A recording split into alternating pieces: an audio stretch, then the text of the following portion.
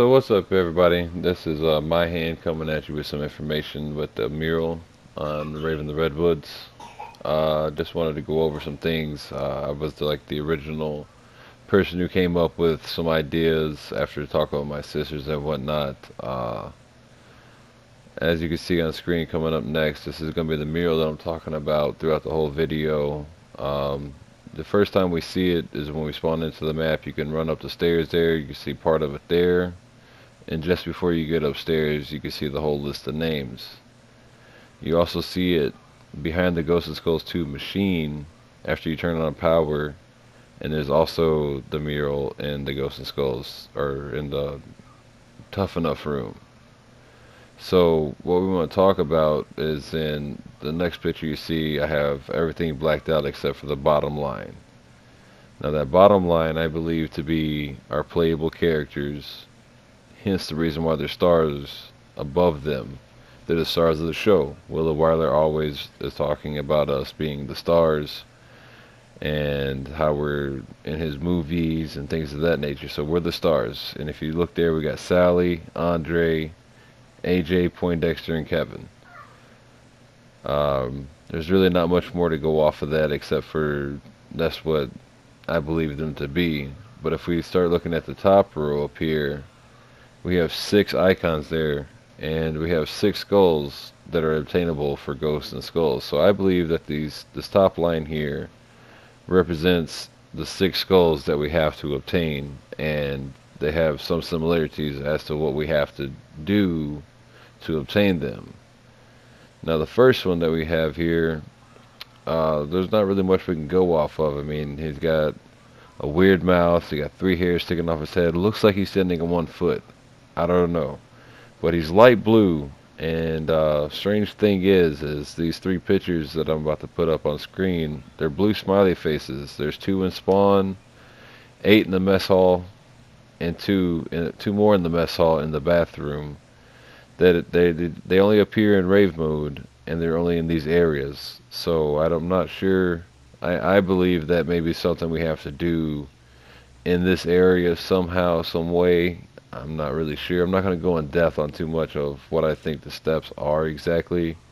I'm just bringing the news to you guys in the way that I originally had conjured up the idea with my sister looking at this photo. But moving right along, if you look next, we got the rainbow.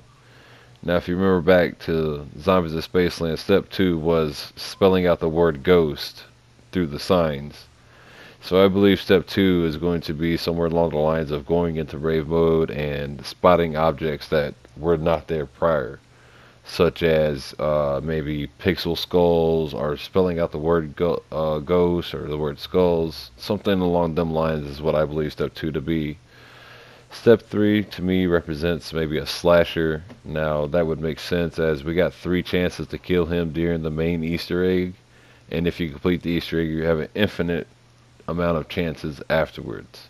It may not be as simple as that. It may be getting the slasher to do something specific, shoot the machine, or somewhere along them lines, but I believe it's going to be slasher related in some way, shape, form, or fashion. Step 4, I'm still kind of out of a limb. Like if step 3 is to use the slasher to activate the machine, I have no idea what step 4 would be. But if it's just kill a slasher, step 4 could be activating the machine. Something I want to stop and talk about right now is I don't believe that they're going to set up Ghost and 2s the same way they did the Ghost and Skulls 1. Simply for the fact that it's not a real play. Like you can't replay it a lot. I mean you can, but you have to beat the entire Easter egg for Zombies of Spaceland, and that in and of itself is a challenge, and not too many people can do it. By the time that they get through it, you got to run a brood around and wait 5 rounds to reactivate it. All that nonsense. I don't think that Lee Ross set Ghost and Skulls 2 in that way. I believe once the machine is activated, the machine will be activated from there on out. Just like the rewind grenades, we get them once every 2 rounds in Rave in the Redwoods. Zombies of Spaceland, you gotta rewind once every 10 rounds.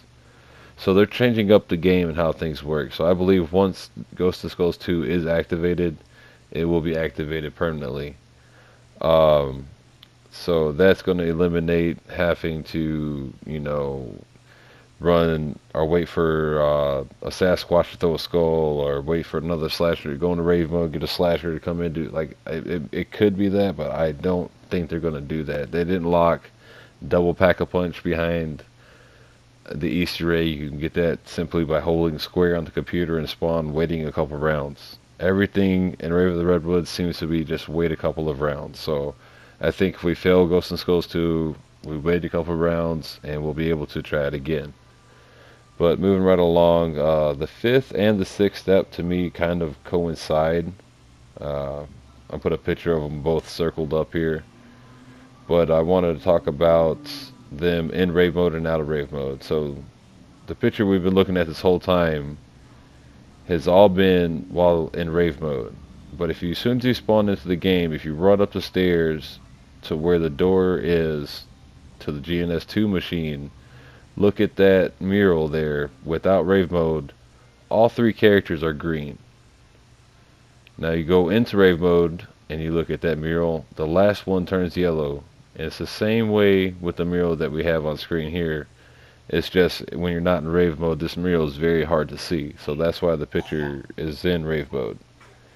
But one thing that you'll notice, if we separate them and just take a look at them, you're going to notice that the one on the left here has a smiley face, it has hard eyes, and things like that just remind you of being in rave mode, because you see the colors, all that stuff like that. It's green. What else is green? The number 1 to the 1992 while you're in rave mode. So the zombie looks like it's in rave mode. The Ghost and Skulls 2 machine number 1 is green while you're in rave mode. Now the sixth step starts out green and turns yellow when you go into rave mode. So on the Ghost of Skulls 2 machine, if you look at the number 1, it starts out yellow until you go into rave mode, and then it turns green. So we have two things here that are flip-flopping colors. We have a green going to orange on the mural, and we have orange going to green on the machine. So that's what I believe the last two steps to be, is going to be dealing with 1992. For that simple fact, if you look at their feet are the only ones that are colored. Why? Because that's telling us that we're going to have to do something with the colors. And if you look at the one, like I said, in rave mode, and the machines, like, it all just adds up to be something pertaining to 1992. So, and if you remember back to Lee Ross, so the last picture is, I just wanted to show everybody, like, the first step necessarily does not mean that we have to have the power run. You can clearly see the Ghost of Skulls 2 machine from spawn with no power on straight through the door. I just want to throw that picture in there. That's going to conclude the video. I just wanted to get my original theory out there, since I'm the one who came up with the theory to begin with, and how I felt about it and what led me to believe these are the steps. The fifth and the sixth one is really what did it for me, but that's what I believe to be the 6 steps. And I think we need some people looking into the first step with these smileys a little bit more. Some things I have tried was trying to kill the zombies as they're coming out of the window. Maybe get 2 kills here, 8 kills on the floor where there's 8 faces. I've tried all that with headshots. That didn't seem to do anything. But maybe there's something that I'm overlooking with these smiley faces. So maybe you guys can hop on here, take a look at some of the stuff that I've said and mentioned, and interpret it your own way and try some new things out, and let's get this first skull found here, guys. So thank you for your time, and I appreciate it. Y'all have a good